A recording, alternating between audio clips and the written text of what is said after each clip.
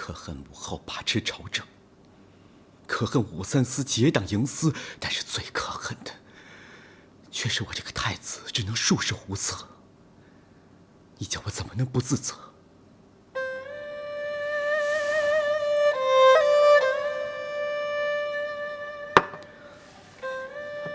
如今忠臣被贬，奸佞当道，而我这个太子却只能眼睁睁地袖手旁观。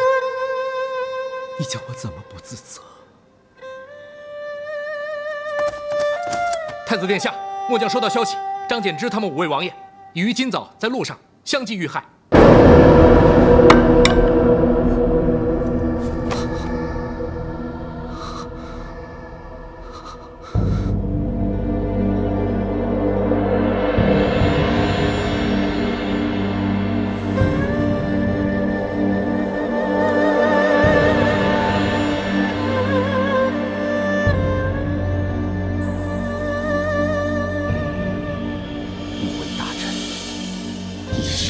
君爱国，本太子在此对天发誓，绝不会让你们白白牺牲性命。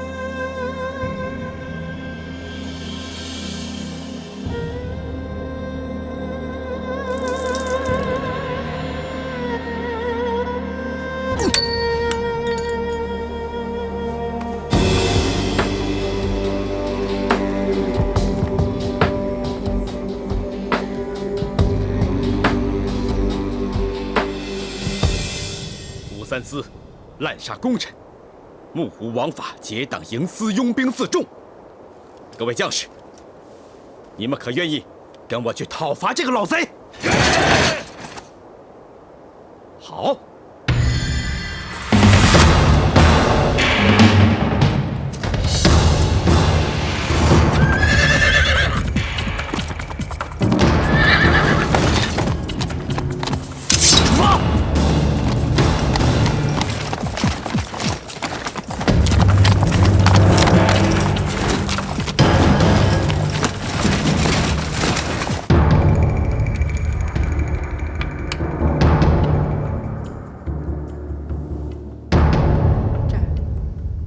你这步棋，末将叩见皇上，叩见皇后娘娘。平身。谢皇上。皇上，末将有要事禀报。说。末将刚刚收到消息，说太子要去杀梁王。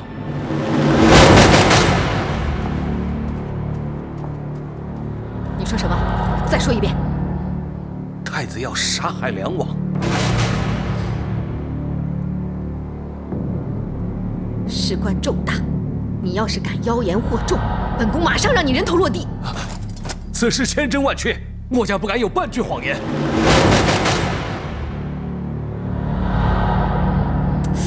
哎呀，皇上，你举着旗是不是还在琢磨棋局啊？太子要杀武三思，对我们百害而无一利。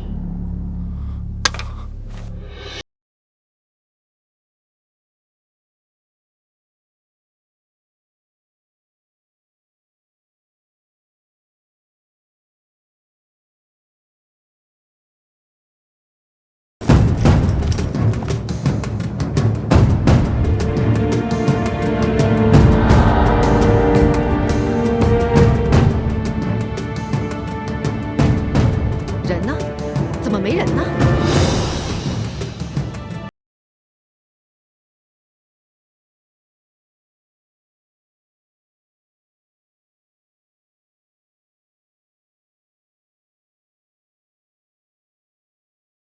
刚才的形势多险啊！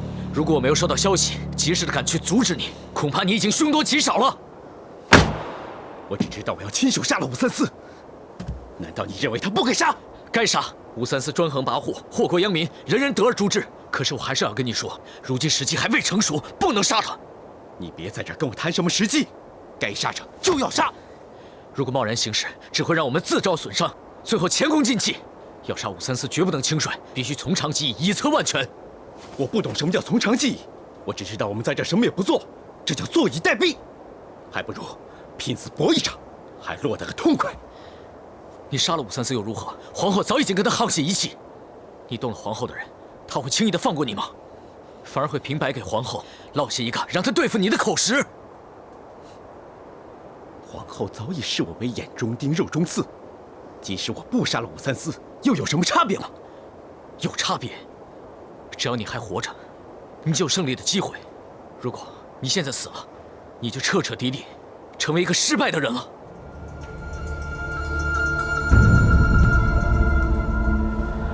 我知道对你来说，失败比死更难受。可大丈夫做事就应能屈能伸，犯不着白白牺牲。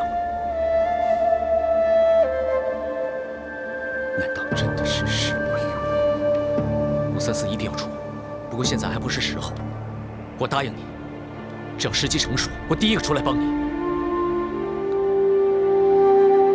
好，我这次就听你的，让武三思这个老狐狸再多活上2天吧。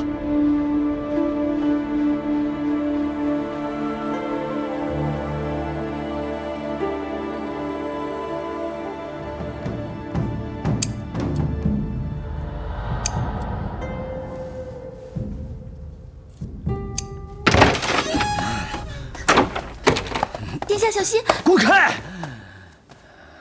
大胆奴婢，竟敢对本王不敬！奴婢不敢，奴婢不敢。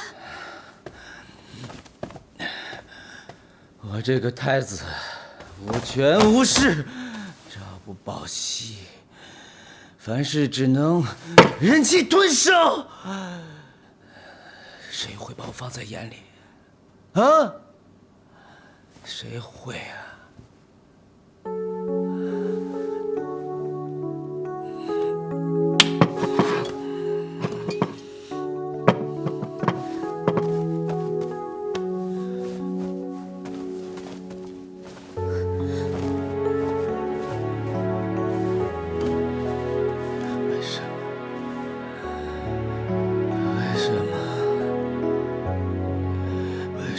生在帝王之家，下辈子我宁愿做一个老百姓。老百姓，太子也好，殿下也好，千岁爷也好，还不是一个可怜人。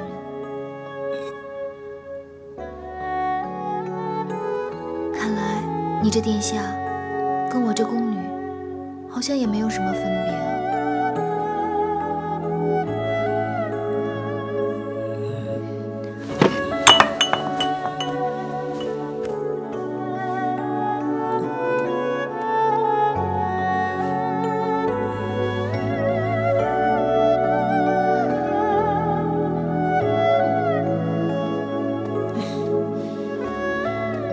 真是目中无人。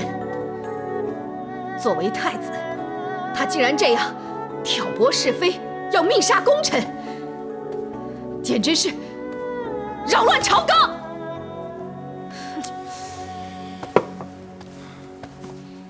皇后息怒，息怒。也许根本没有这回事，只是捕风捉影罢了。捕风捉影？等你捉到影子，我们俩就不能站在这儿了。还算他运气好，要是让我抓个正着，哼！既然如此，不如就此作罢了吧。不可以！无凭无据的，谁也无可奈何。无可奈何？哼！欲加之罪，何患无辞？我不相信我对付不了他。皇上，要不然借此机会废了他的太子。不可以。为什么不可以？你废掉他之后，谁来做太子？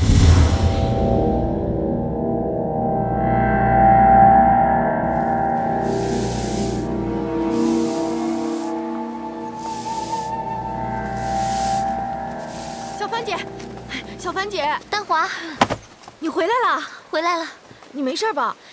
你放心吧，我没事。那就好，那就好。可云霞姑姑就没有那么走运了。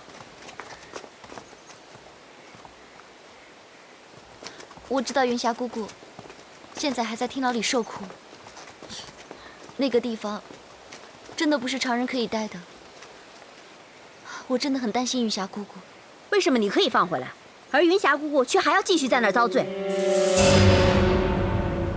宫里向来讲究的是关系，我们上食局的活之所以比其他的地方来的轻松，就是因为平时姑姑人际广，手段够，侍奉的杨上食妥妥帖帖。可是自从你来了以后，我们就开始触霉头。如今姑姑不在，杨上食的活处处不顺心，他还时不时的拿我们来出气，这些全都是你的错。如果可以的话，我宁愿用自己去交换云霞姑姑。你少在这说风凉话！你明知就算拿你自己去交换，云霞姑姑也不会被放出来的。我真的想帮云霞姑姑，你硬要这样说，我也没有办法。你是明知理亏，无话可说了吧？喂，你说这话什么意思啊？哎，你什么意思呀？把话给我就是这意思。你什么意思啊？怎么了？别一个个的都以为我们好欺负。不说了，不说了，走吧，走吧，走吧。真够坏的。算了，不要理他。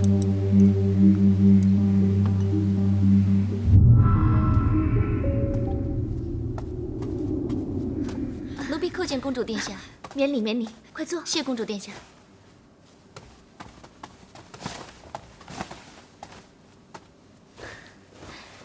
小凡，幸好有你来陪我说说话，不然我都快闷死了。公主新婚燕尔，不过才3个月，应该快乐才是啊，为何？母后赐了些桂花糕给我，你也尝尝吧。快拿来。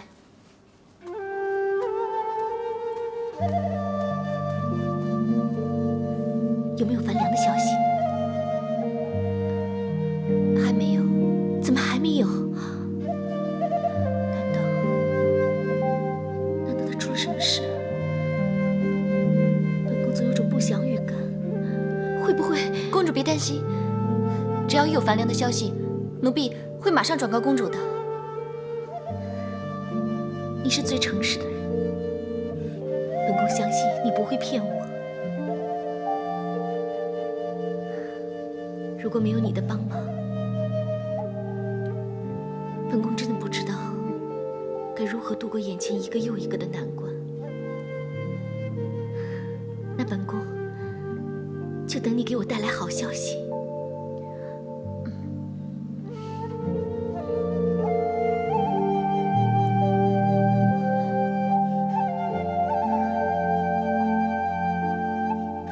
小凡，你怎么了？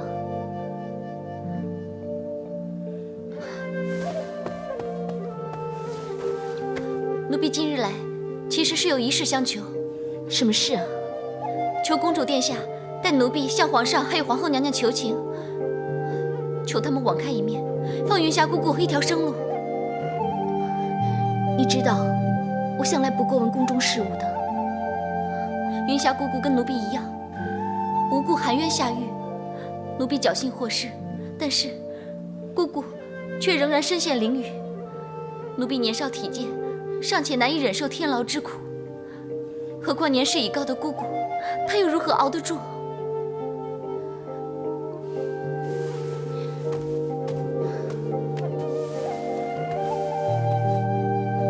人微言轻，无权无势，只怕要帮，也帮不上什么大忙。皇上和皇后娘娘始终对公主疼爱有加，只是一个宫女，公主一定有办法的。那我先找人打听一下消息，遇上适当时机，我再向父皇求情吧。谢公主殿下，谢公主殿下。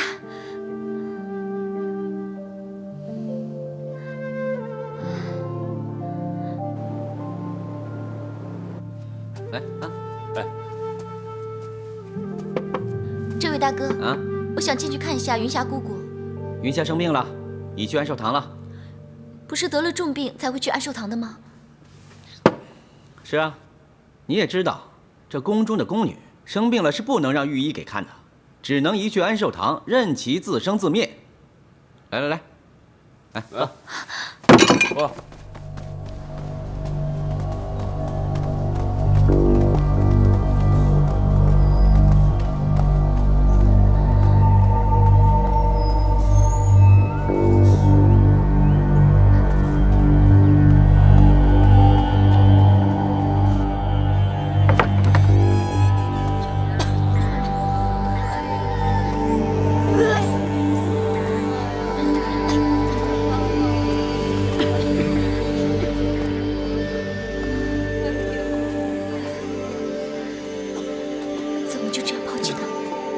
让他们在这里等死。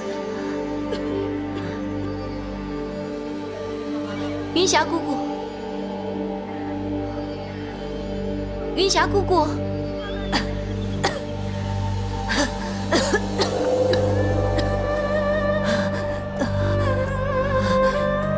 云霞姑姑，姑姑，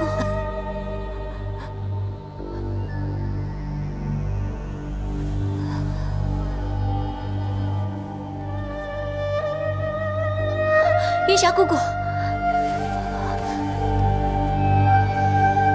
对不起，我来迟了，实在有困。你来干什么？ 你看什么？你是不是看到我的病容就幸灾乐祸起来？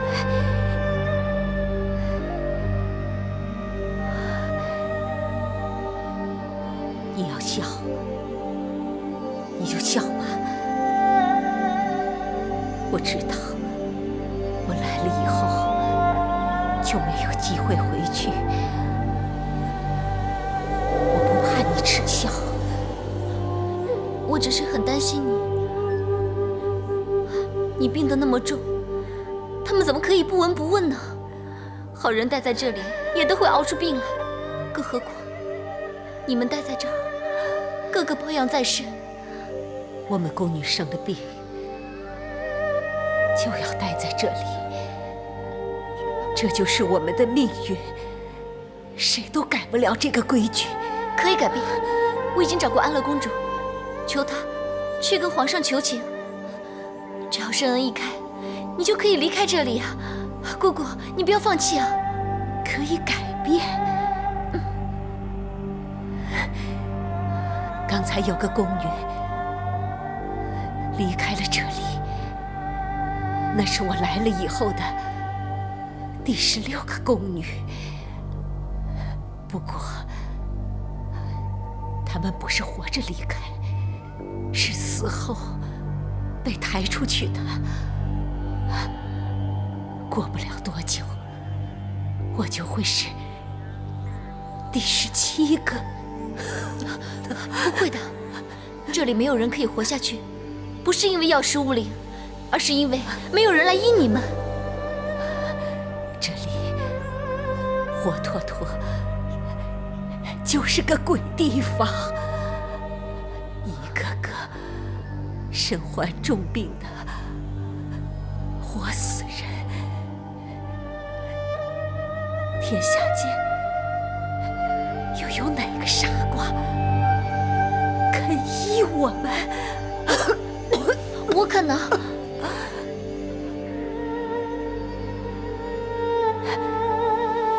你肯？你想清楚没有？你有这个本事。我要医好云霞姑姑，我一定会医好你的。你等我。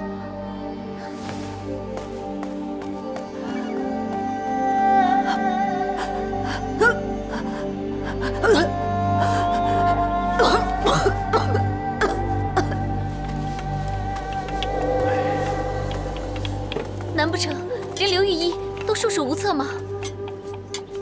听你说的病症，恐怕是患了顽疾呀。一般药方的药效太缓慢了，安寿堂湿气太重，留下来也是无法根治啊。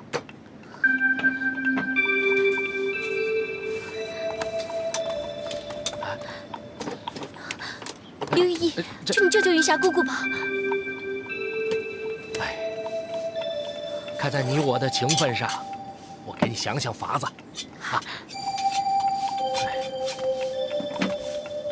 来，你给我包上半夏，你包一个夜交藤，你包一个来附子，好啊，快点。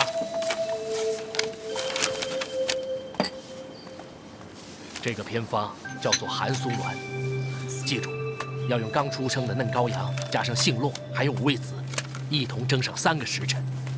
然后再配上秘制的药末服下，连吃7天，多1天不可，少1天不能。好，我知道了。每天找一头嫩羔羊，应该不是什么难题。这是宫里的规矩，宫女病了，我们御医是不能给他们医治的，所以万万不能让人知道是我给你开的方子，否则我就要饱受重责。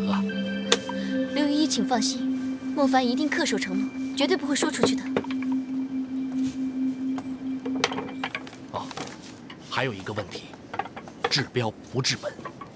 安寿堂龌龊不堪，藏污纳垢，只要一日不变，自然百病漫生，吃多少药也无补于事啊。莫凡知道该怎么做。好。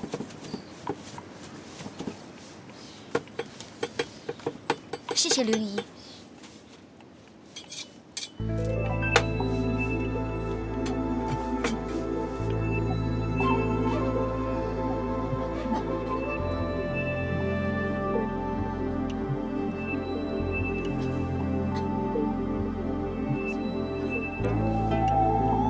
姑姑，你已经连续吃了3天寒素卵，只要再吃上4天，病就可以痊愈了。来，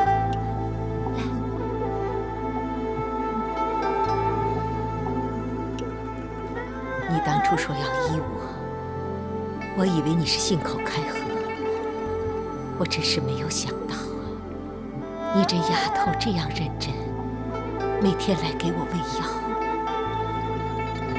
宫中是个大家庭，大家呢都要守望相助。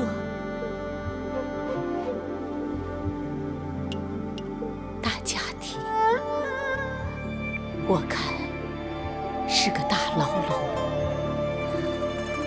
自从我们入宫那刻起，我们就成了网中的鱼，笼中的鸟。姑姑，千万不要说丧气的话。我没有说错，我们被带到远离家乡、百里千里的地方，从此再也见不到自己的亲人，和家人音信稀疏，甚至断绝，生死各一方。今生今世，再也享受不到人间的温暖。宫中有人，有人就有温暖啊！和宫中千百粉黛相比，我们宫女就像是一滴水、一片花瓣、一株树，有谁会把我们认真看待呢？只要自强不息，别人要怎样看我们，又有什么大不了的呢？唉，好事难逢，祸事却找上门。自小进宫，匆匆几10个寒暑，日复一日的艰辛劳苦，到最后得到什么？却遇上无妄之灾，无端地卷入宫廷争斗之中。要不是有你来医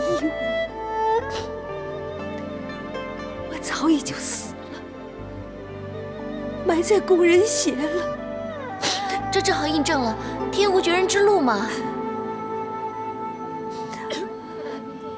你看看他们每个都将要不久于人世，他们眼前只有一条路，就是死路。不会的，我相信姑姑，还有这里的姐妹们，都可以活着离开，都跟姑姑你一样。今次你能医好我，可能全凭好运气，其他人就未必这么走运了。姑姑，别担心，我给他们都带来了药，不过这还不够，我要将这里来个翻天覆地。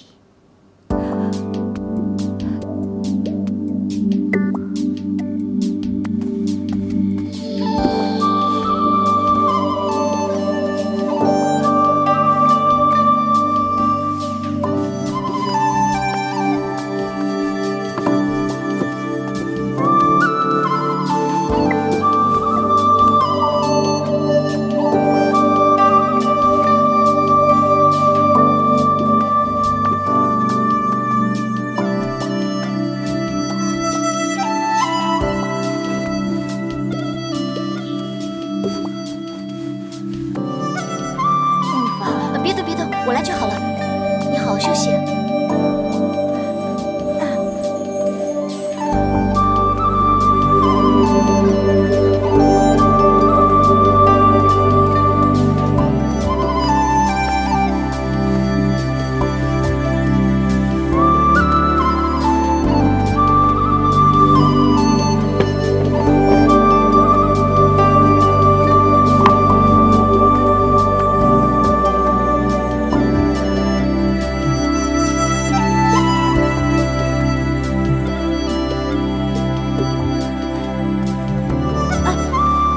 小凡姐，我来帮你吗？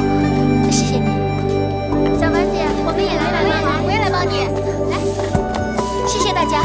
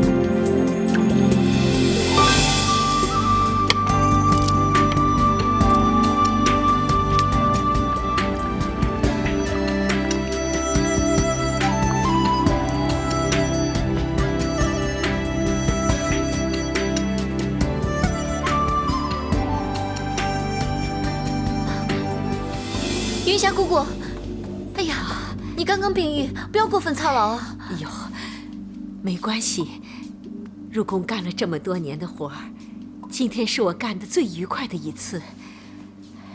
你看，全凭你一股傻劲儿，救活了这么些人。你们别客气，姑姑，我看到你，还有看到姐妹们，都可以活过来。我要感谢老天爷保佑我们。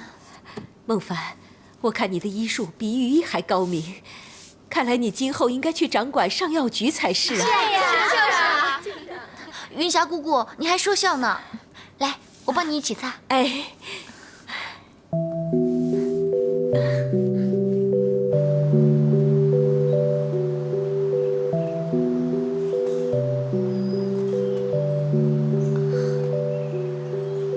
我的病已经好了，不要总拿我当老婆婆对待。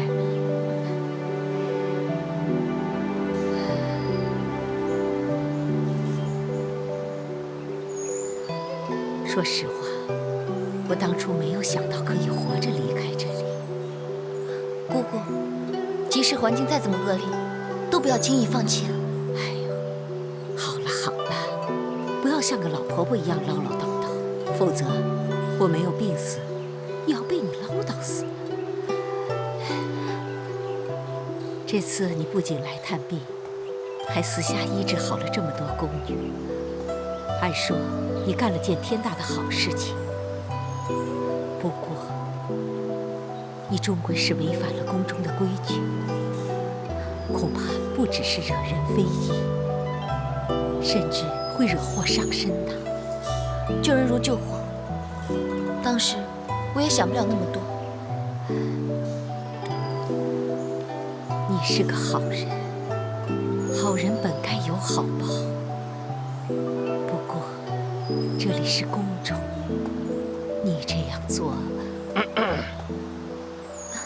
参见周公公。免了，孟凡，皇后娘娘懿旨让你入宫觐见。皇后娘娘要见我。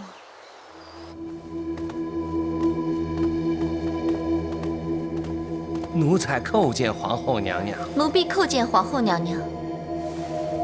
孟凡，本宫知道你在安寿堂做了些什么。奴婢擅奏主张救人，全是出于好心，所以才会犯下宫禁，请皇后娘娘恕罪。你快起来，起来！本宫又没说要惩罚你，快起来。谢皇后娘娘。安寿堂一直都是宫婢静待寿终之所，难得你不嫌弃，悉心照料患病的宫女，本宫也深受感动，所以本宫不但不惩罚你，还要赏你合浦珍珠。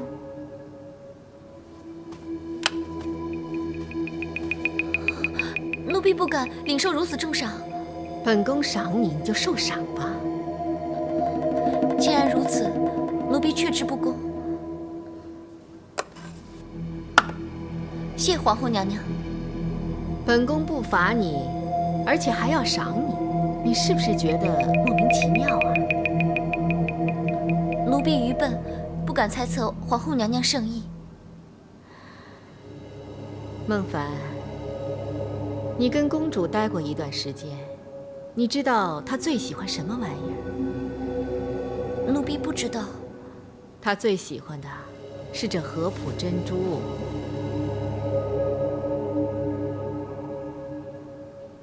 本宫再问你啊，寸脉沉，尺脉浮，还伴有偏食症，这是什么症状啊？回皇后娘娘，这好像是妊娠的征兆。难道是安乐公主怀有了身孕？你这小小的奴婢还真是聪慧呀！公主确实身怀有孕啦。恭贺皇后娘娘。你跟公主感情颇深，现在她身怀有孕，一个人终日在宫中闷闷不乐，你过去探望探望她，帮她解解闷儿啊！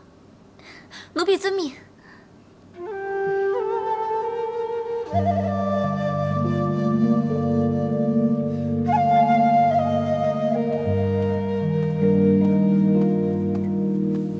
奴婢叩见公主殿下。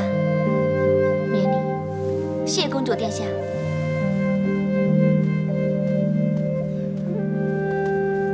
公主殿下，上食局准备好安胎补汤，补汤已经用银针试毒，小太监亦事实无毒，可以放心进服。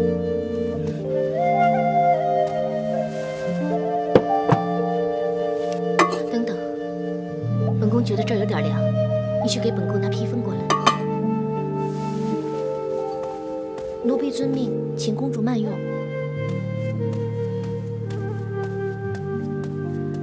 公主殿下如今有孕在身，要小心身子。公主殿下，公主殿下，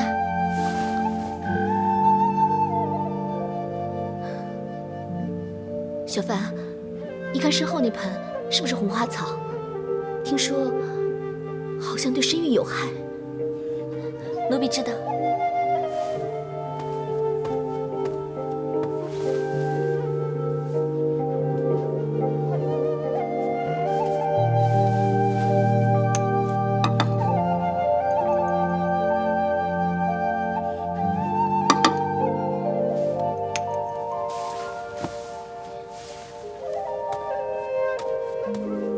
公主殿下，据奴婢所知，这一盆不是红花草，是金兰彩花，对胎儿无害，对身体也无害，请公主殿下大可放心。好，好。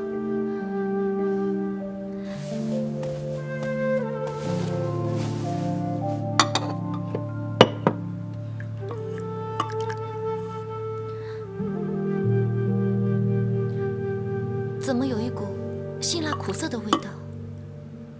好像是斑毛。服用后不但伤身，而且它有毒，更加会滑胎。公主，你要滑胎？对，我就是要滑胎。不要啊，公主，胎儿是无辜的。本宫腹中的这块肉，它是武重训的。我恨透这个孽种，我更不许他留在人间。公主，公主，不要自贪生天啊！公主，你不要阻止我，我宁愿马上去死，我也不要留下这个孽种。公主，公主不要啊！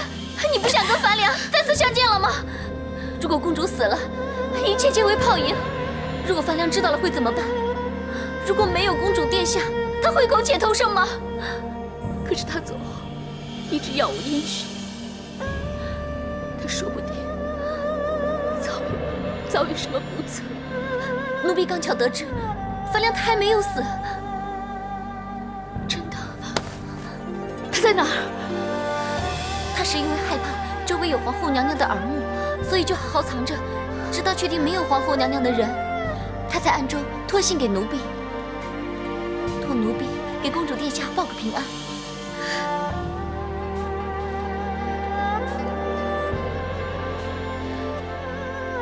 原来樊良还活着，苍天有眼，苍天有眼。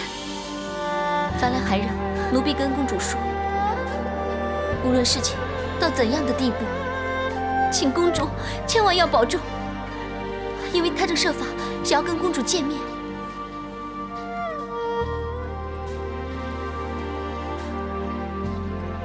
樊良，我等你。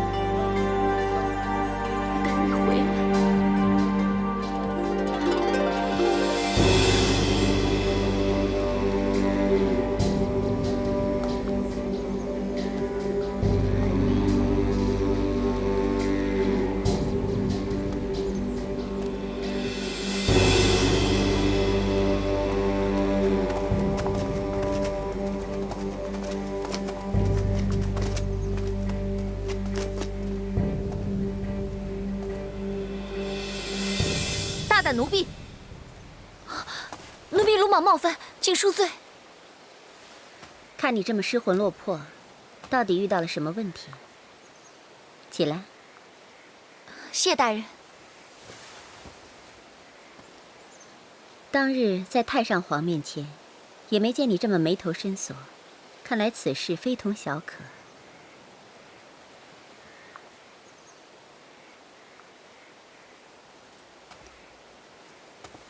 当日太上皇薨逝之前，吩咐过我要好好照顾你。你要我今天抗旨吗？谢大人厚爱。知不知道，在宫中做事要快，解决问题要快，不要啰啰嗦嗦的。快说。奴婢有个同村姐妹，家人替她安排了门亲事。本来是一件喜事，可她早有了意中人，所以他们决定一起私奔。可天不作美，逃亡期间，男的不幸身亡，而女的却不知男的已死，被家人带回家中，逼迫与他人成婚。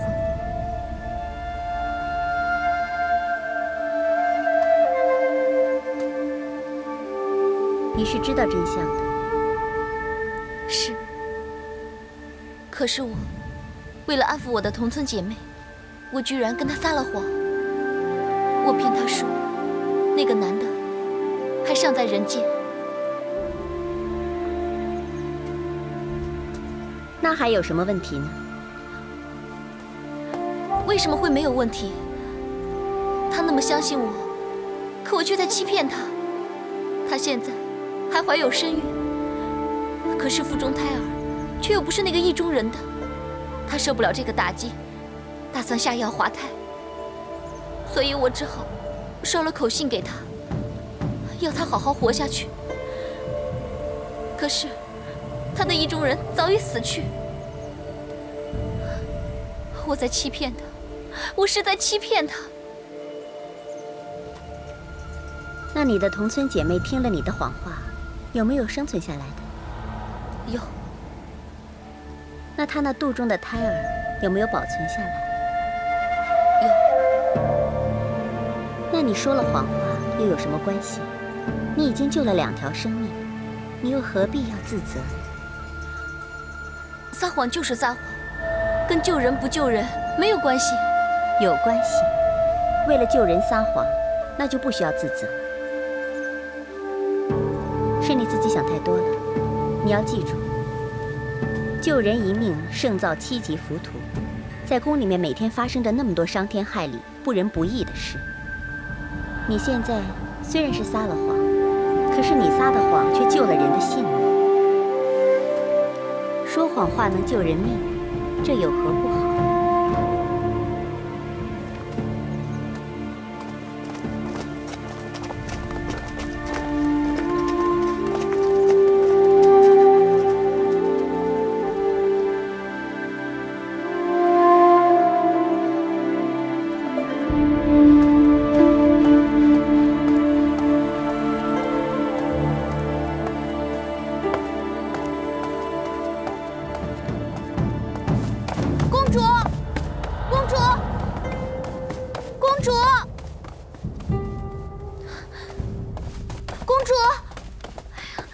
什么事了？不得了了！我刚才替公主去拿安胎的补药，回来之时发现公主不知所踪。公主不见了？可是公主怀有身孕，又怎么会到处乱走呢？我已经找遍整个凤阳阁，始终不见公主的踪影啊！我去找找公主。莫凡姐，万一公主有个三长两短，我可就死定了。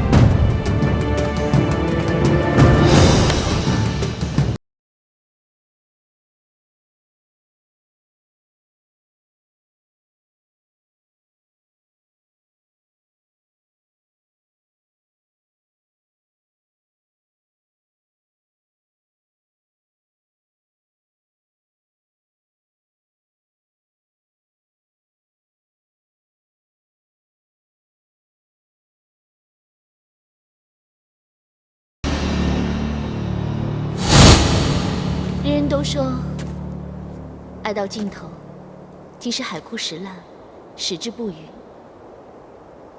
这个不渝，之所以能够到永远，那是因为他们将生命也赌上了。没了命，那这份爱就不会再变。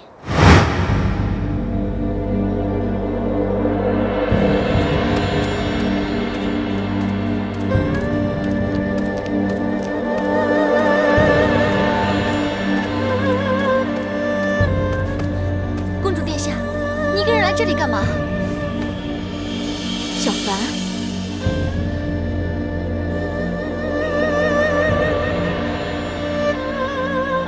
这里比较无拘无束，干什么都没有人会打扰我。公主，你不会又干傻事吧？其实我早已经猜到了，樊良终究逃不过一死的下场。我应该陪他一起去阴曹地府。不可以啊，公主！公主，你看一看，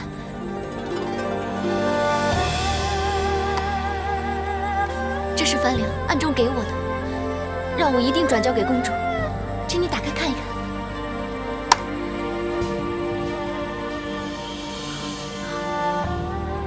樊良他知道，公主最爱的就是合浦珍珠。所以让奴婢无论如何也要交到公主手里。你不会骗我吧？奴婢身无长物，又何来如此贵重之物？而且奴婢又从何得知公主最爱的是合浦珍珠？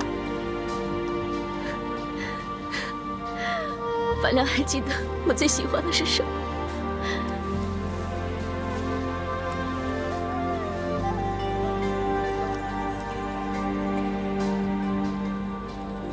公主殿下，范良他还说，碍于眼前形势，谁都会身不由己。他希望公主殿下不要轻言放弃，无论公主做了什么，他都会耐心等候。范良已经知道我怀孕的事了，请公主殿下恕罪，奴婢自作主张，已经将一切告知范良，因为奴婢知道范良他是不会介意的。范良他真的不介意吗？他还说，希望跟公主可以早一点重逢，所以让奴婢一定要劝告公主不要轻言放弃。他说，每当公主挂念他的时候，可以拿出珍珠来看一看，见物如见人，以解相思之苦。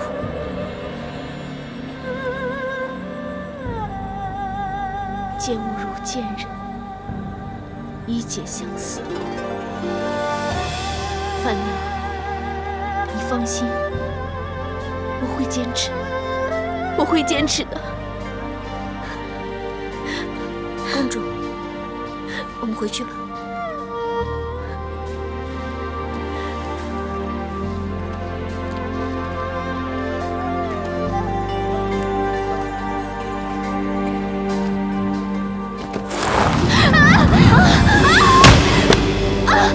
公主殿下！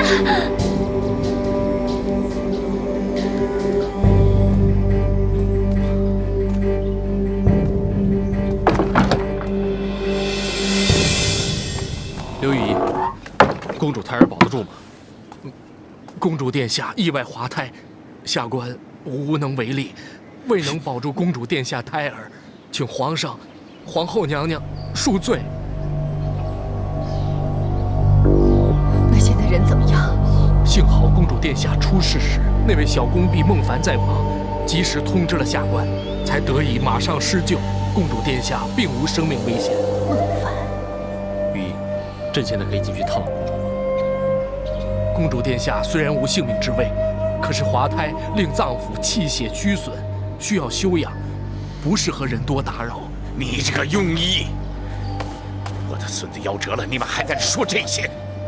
刘雨衣，你真是个没用的东西！你没有保护好我的嫡孙，你就没尽到责任，我饶不了你！下官罪该万死，下官罪该万死啊！爹，现在就算要刘雨衣人头落地，甚至受千刀万剐之刑，又如何？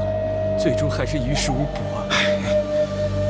梁王，这是你的孙子，也是我跟皇上的外孙，你们的悲痛我们感同身受。行了，都节哀顺变吧。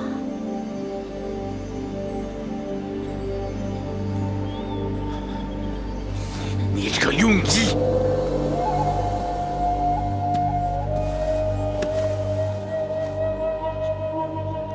公主，你要保重。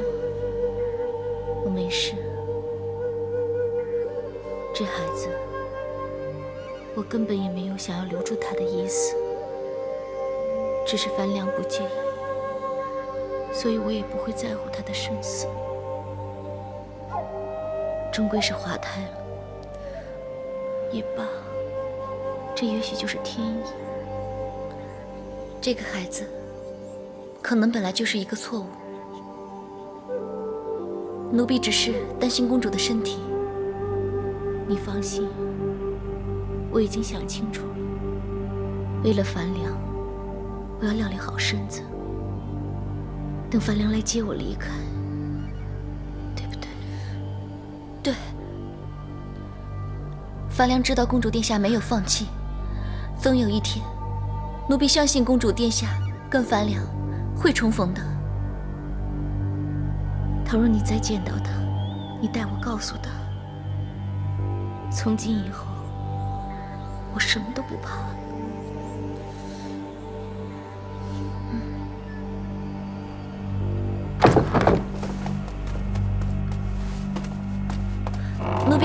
后娘娘。哎呀，哎，躺下，躺下，躺下。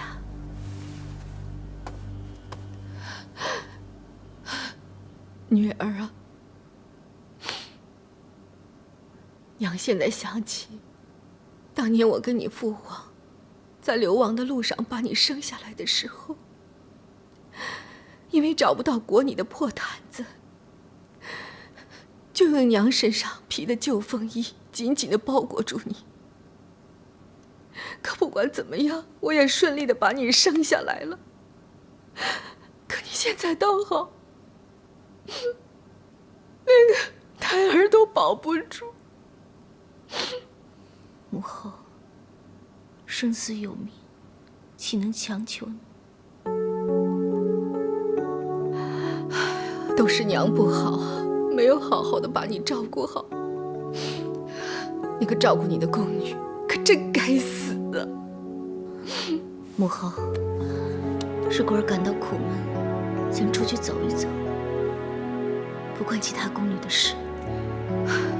你别替她说话了，我已经把那个宫女给处死了。哎呀，幸好孟凡来得及时，保住了你一条小命啊！不幸中的大幸啊，孩子。奴婢不敢鞠躬。本宫从来都是赏罚分明，有错必罚，有功必赏。请恕奴婢直言，公主殿下刚刚经历滑胎，实在不宜谈论奖赏之事。你这小小的奴婢，说话倒是挺得体。既然如此，那你以后就留在凤阳阁照顾公主吧。果儿，你觉得如何呀？果儿并无异议，一切听从母后旨意。孟凡，你给我好好听着。从今以后，你留在凤阳阁，全心全意地照顾侍奉公主，就不必再回上食局了。奴婢遵命。想吃点什么，娘让他们给你做啊。梁王，朕今天选你过来，是想开解你一下。臣谢过皇上、皇后娘娘。痛失爱儿，不知道驸马心情是否已经平复？人非草木，今日想起仍是难以平复。毕竟是我武氏家的骨血呀。本宫当然明白，梁王，我们已经是一家人了。遇到这样痛心疾首的事，我希望我们都应该不计前嫌，守望相助。朕亦是遭逢这件惨事才发觉，原来同梁王、驸马是如此亲近，我们之间竟有如此相近的切肤之痛。皇上、娘娘，此言极是啊。此次虽是我子孙夭折，但是我们始终是一家人呐，的确应该守望相助。皇上，梁王忠烈，臣妾提议，应该奖赏梁王。梁王听风。遵旨。梁王一门忠烈，功勋卓著，封户5000，赏金1万两，着驸马官进1级。平身。谢主隆恩，谢主隆恩。梁王，本宫希望我们今后可以前贤尽弃，一同匡扶大唐江山，为社稷、为万民着想。臣遵旨。皇上、皇后娘娘，臣这就回去把喜讯告诉全儿。臣先告退了。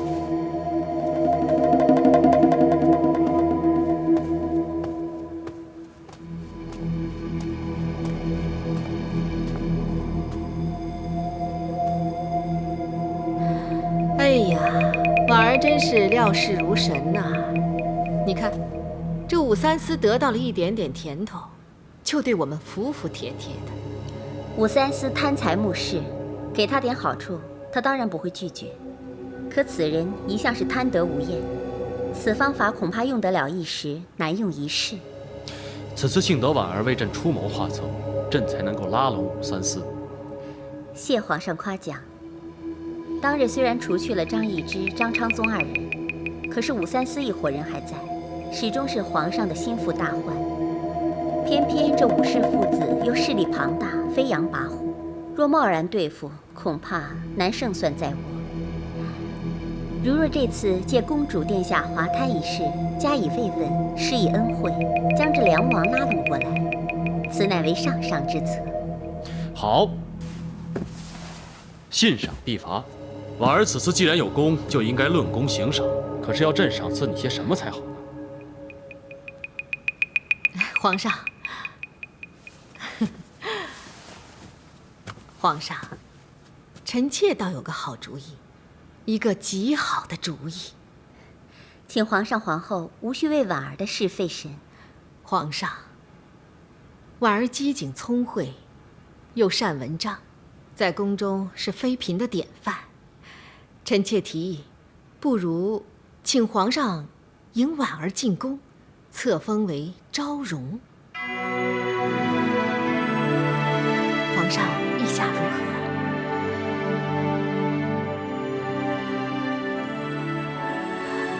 哎呀，在宫中当妃嫔，总比当女官体面得多，显赫得多。我想，婉儿你一定不会拒绝吧？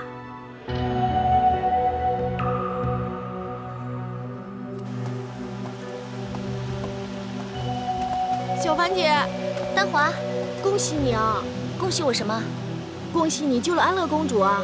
立了大功，承蒙皇后娘娘懿旨，去照顾安乐公主，小福姐又在照顾太子，你们两姐妹一个照顾太子，一个照顾公主，真是羡煞旁人啊！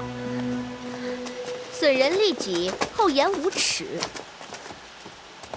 你把话说清楚了，我怎么损人了？原来照顾安乐公主的宫女是怎么死的？她是被皇后娘娘赐死的。如果那个宫女没有死，你可以去照料公主吗？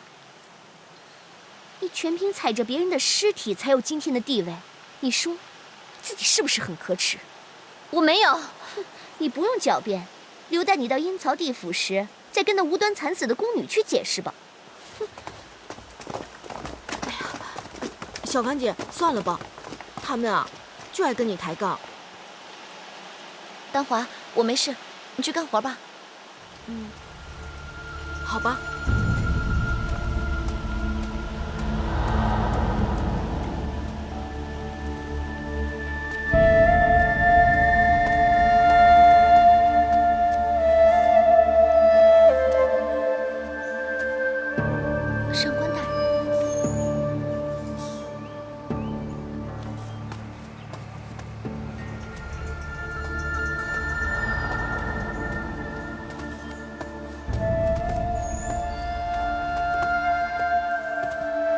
上官大人，上官大人，上官大人，看你心事重重，是不是有什么烦恼的事啊？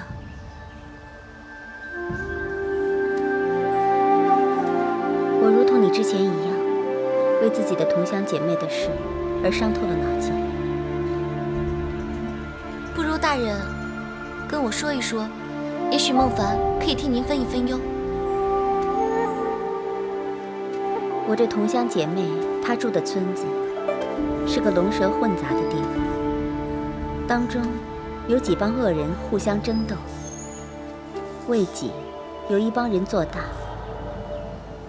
这帮做大的就找其他帮的来个秋后算账，下场当然很惨。我这姐妹就做了一个决定，她不想投靠任何一方，她希望可以来个明哲保身。那大人的同乡姐妹，她有什么烦恼啊？如今做大那一帮的头目，竟然要我的同乡姐妹嫁给他。那那你的同乡姐妹喜欢这个头目吗？她考虑的不是喜不喜欢，而是这样做到底明不明智。用终身幸福来做本钱，本来就不是明智的。就好像有些人，就算失去自己的亲情和骨肉，也可以在所不惜。看来，你那同乡姐妹的烦恼，不比我的同乡姐妹的少。她只是一个卑微的人，就连选择的余地都没有。只要做对了选择，就算地位再卑微，也有机会当个显赫的人。看来大人似乎对你的同乡姐妹已经找到了答案，可是我还没有替我的同乡姐妹找到答案。你会的，只要你想清楚，你便知道自己该怎么做。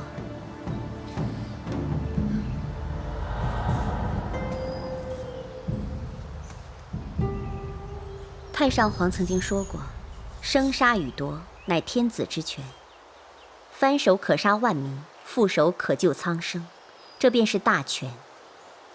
只要拥有大权，即是拥有天下。除了大权之外，人亦应该掌握自己的命运。若不能够掌握自己的命运，同鸡犬又有什么分别呢？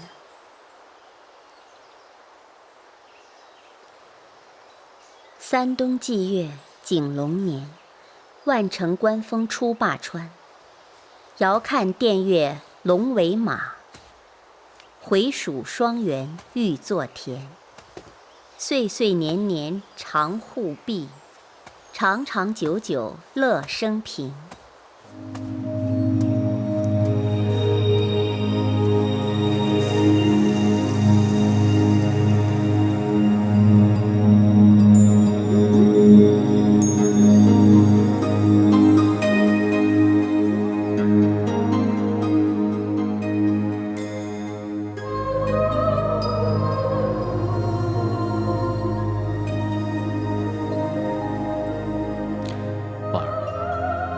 你想清楚。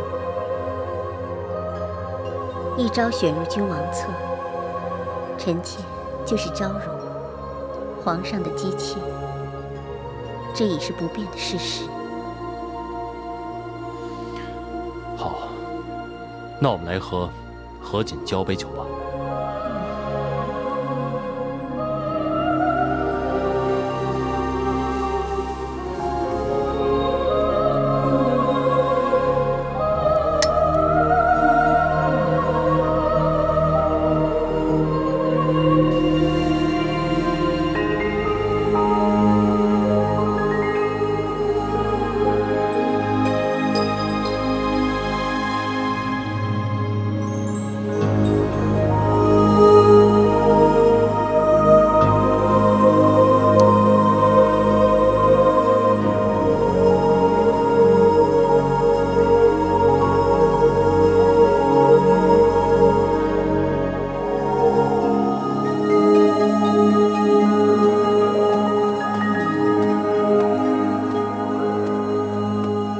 公主殿下，该喝补汤了。我要料理好身子，有朝一日，樊兰带我离开时，也好跑得快一点。我对天发誓，这次要跑，没有任何人可以阻挠我和樊良的。对啊，奴婢相信，再也没有什么可以阻挠公主殿下和樊良的。小樊，能够认识你，实在是我这一生的荣幸。如果旁边没有人的话，不如我们就姐妹相称吧。公主殿下，主仆有别，奴婢不敢。那么我既为主，你为仆，是不是我说什么你都要听啊？公主殿下的命令，奴婢不得不从。那么我吩咐你，从今天开始，如果旁边没有人，你我就以姐妹相称。公主殿下，好妹妹，叫我姐姐吧，因为我年纪比你大。好妹妹，叫姐姐吗？好，姐姐。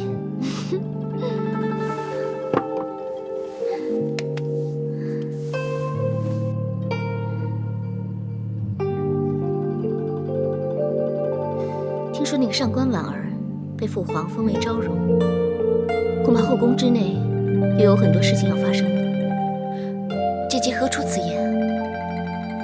上官婉儿曾经是太上皇最宠信的大红人，也是最终出卖太上皇的人。如今成了父皇的臣妾，真是野心不小啊。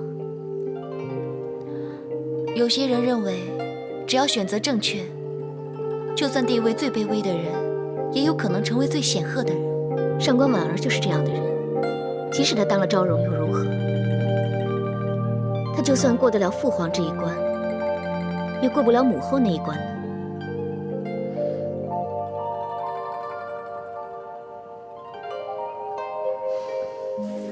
姐姐，来，趁热喝了吧。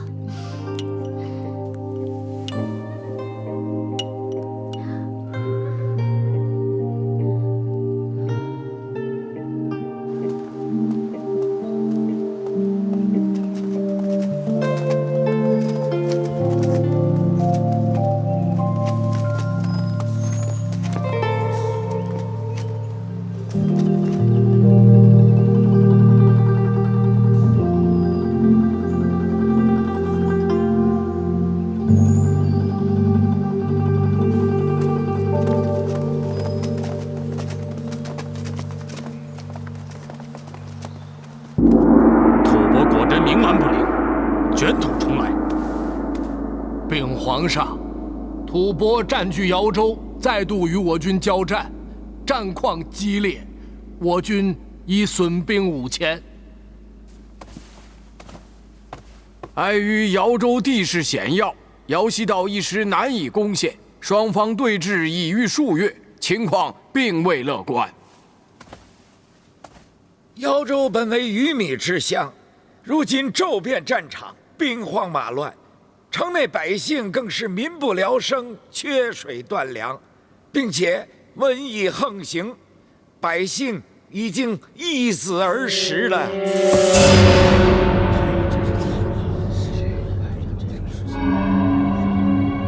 想不到我李唐江山传到朕的手里，竟然出现如此惨况，朕真是愧对天下百姓。启禀父皇，父皇无需自责。之前瑶西道大败吐蕃，我军士气如虹，但父皇未许乘胜追击，错失良机，以至于给了吐蕃东山再起的机会。而这一切，全是妇人之仁惹的祸。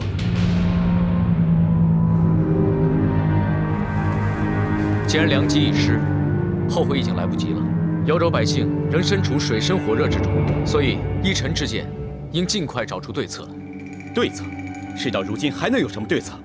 干戈既起，死伤自然无可避免。早知如此，又何必当初呢？太子，你这口中的当初是什么意思啊？该不会是指责我跟你父皇复李姓大唐之后，反遭外族入侵吧？母后，你误解了。复我李姓大唐，此乃理所当然。儿臣所指的当初，是指儿臣当初提出与吐蕃结亲，可惜呀，母后执意坚决反对，为了一己之私，因私忘公，才使得瑶州百姓如此受苦受难。哼，是吗？如此说来，我倒成了大罪人了。吐蕃狼子野心，和亲与否，都未必能避免这场战祸。皇上所言甚是，我们泱泱大国，岂能和小族结亲求和呀？有失国体嘛？是吗？之前太宗皇帝之时，文成公主下嫁松赞干布，缔结姻亲，吐蕃更是举国欢庆。文成公主更将我国君子之风带到蛮夷之地，教化众人。敢问母后，此举有何不当？皇后母仪天下，血浓于水，难舍骨肉之情。敢问，又有何不妥啊？不错，文成公主是远嫁吐蕃，诚以美事。可是说到底，文成只是宗室之女，她并不是太宗皇帝的亲生女儿。远嫁吐蕃，不损大唐风范。可是安乐公主呢？那是皇上的亲女儿。如果远嫁吐蕃以此求和，那就绝对有损于我李唐的声威名望。梁王句句铿锵，掷地有声。但若要说到有损我李姓大唐威风之事，莫不过早些日子5位大臣被害，而这奸贼却仍然在逃。梁王，你说是吗？究竟是谁能够有此能耐？这5位大臣拥军有功，位居高位，受我皇上赐的免死铁券，却灾星临头。这一生一死之间，忠奸义位，黑白不分，是非颠倒，世间最荒谬之事莫过于此。这样的口舌之争根本于事无补。当前之急是要驱除外敌，还百姓一个太平。瑶州灾情紧急，拖不得。我看这样吧，既然太子宅心仁厚，心系灾民生死，那不如救灾之事让太子统领了。瑶州地势险要，赈灾一事需要结合多方之力。太子久居宫中，恐怕……崇俊愿担此重任。太子，赈灾之事，崇俊自当尽心尽力，救瑶州百姓出水深火热之中。好，就由太子担此重任。至于吐蕃是战是和，就……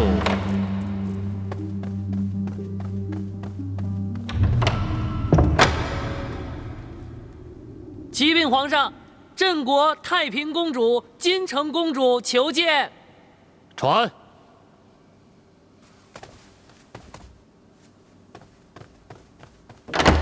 传镇国太平公主、金城公主觐见。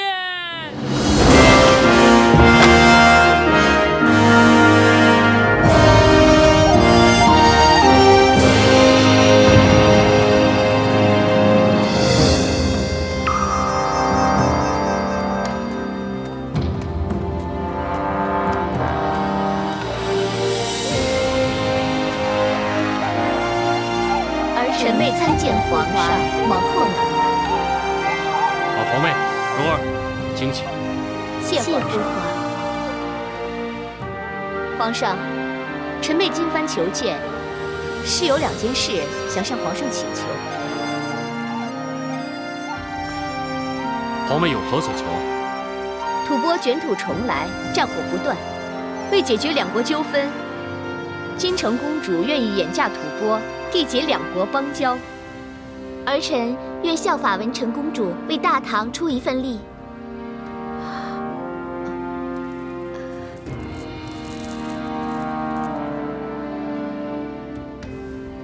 皇上，微臣以为，金城公主乃6皇伯之女，也是皇上的养女，不失体面，又能节义示好，这样做未尝不可。好，好极了！等皇妹如此良策，战事得止。太平公主聪明睿智，实在是国之栋梁啊！这公主辅弼皇上，实乃大唐臣民之福啊！朝廷大事，自有皇上和太子主持，本公主岂能参政？各位过誉了。皇上，臣妹还有一事相求。皇妹请说。恳请皇上恩准臣妹到太平观清修，远离俗务国事，好好为母皇守孝3年。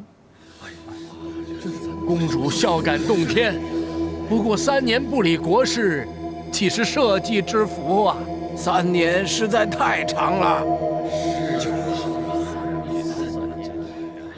请公主三思。本公主心意已决，还请皇上成全。皇妹啊，天之上尽知你对太上皇的孝义之心，可眼下正是用人之时啊。皇上有诸位大臣和王爷相辅左右，还有皇后从旁协政，少了一个太平，或许这天下会更加太平呢。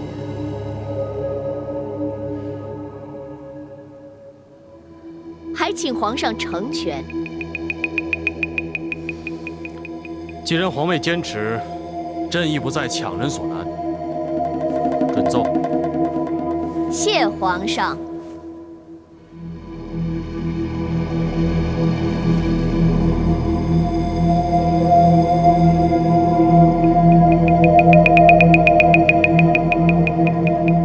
弃舍生死，穆勒涅槃，得无禅心，得胜三昧，不乏信财。人有实力者，火刀毒水皆不能害。非人所护，身向庄严，昼夜长安，身不离喜乐。奴才叩见公主，昭容娘娘求见。传。是。今晋有实力者，他不能折服。佛所设，非人所护。闻法不忘，未闻能闻。婉儿叩见公主。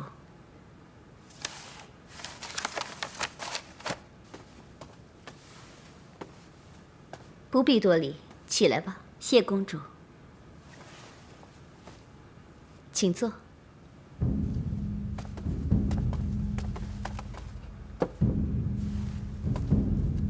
打扰公主侍孝之心，请公主恕罪。娘娘前来探访，一定有其原委。婉儿此行是受皇上、皇后之命，请公主顾虑万民，打消隐退之念头，为辅弼皇上尽一份力。皇兄雄才伟略，又得皇后扶持，群臣相辅，我何德何能在皇兄心中占一席位？公主心如明镜，如今国纲大定，朝臣对新君心存意见，隐忧未除。娘娘熟读经书，应该记得《妙法莲华经》中有云：“三界无安，犹如火宅。”人为颠嗔痴恨，名利荣辱而陷于苦海不自知，如处身火宅，引火伤身而不能自拔。我虽未及皇后聪慧，但仍有自知之明。公主莫非决心逃离火宅？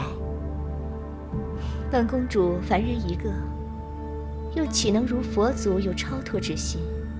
只是将痴念转为喜舍，不做强求纠缠，自寻烦恼。此番道理，我尚且明白。那婉儿此行注定是有负皇上所托了。就今时今刻而言，恐怕要让娘娘失望了。那依公主所言，何时何刻方能达成婉儿的心愿呢？深宫之中变幻莫测，今日是明日非，所谓的决心又岂有不变的道理？记得当年太宗皇帝驾崩之后，母皇也曾到感业寺出家为尼，只是天宫认定母皇乃治国之君，可以扭转乾坤，卷土重来。太平自小得母皇以身言教，悉心栽培，如今借尽孝游，一言一行指望不负母皇的期望。公主果然有先皇风范，母女心思如出一辙。母皇生前最疼娘娘了，虽无血缘，但关系尤胜母女，在太平心中亦早以姊妹相待。婉儿感谢公主厚爱，可是婉儿人微言轻，不敢僭越。诚如今夜，婉儿只不过是担当一个说客。这只是当权者不懂用人，大将之才当小君。娘娘的才干，在后宫之中，只有太平和母皇最为清楚。公主言重了。如今时事，本公主一心求退，守孝之事主意已定，请娘娘回去复命，也好让皇上皇后心中有底。婉儿定当将公主心意转告皇上皇后。有劳娘娘。那婉儿告退。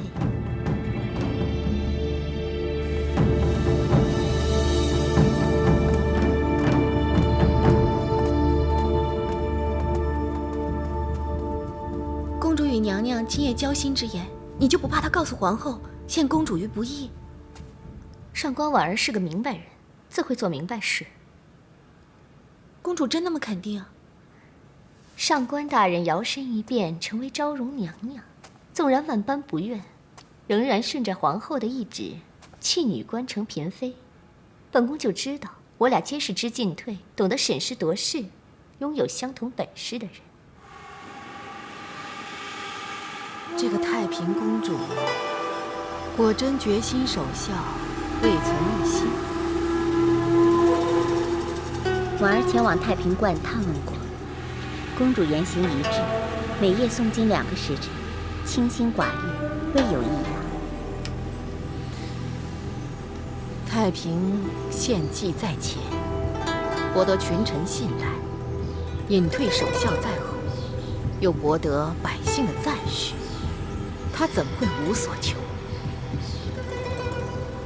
昔日太上皇对公主存有诸多猜疑，以为其心思计谋不下于自己。姐姐有此顾虑，亦不无理由。太平公主深谋远虑，滴水不漏。她以为她做的事情能瞒得过天下人，可还是骗不过本宫。但正是因为太平公主是个聪明人，每行一步必先审时度势。如今知道姐姐跟梁王连成一线，自知孤掌难鸣，无以匹敌，自然隐身而退，也不无可能。她完全可以借退隐之名，保性命、存实力，企图韬光养晦，觊觎时机再起波澜。姐姐心思缜密，官人察事和别人不一样，妹妹佩服。太上皇就是阴险狡猾，深藏不露。太平乃其血脉，尽得他的风范，本宫不得不防啊。那姐姐有何打算？她不是要守孝以示天下吗？我怎能去阻止她呢？不过，这后宫之内，凡事即使你想退到墙角数学，要瞒过本宫，绝非易事。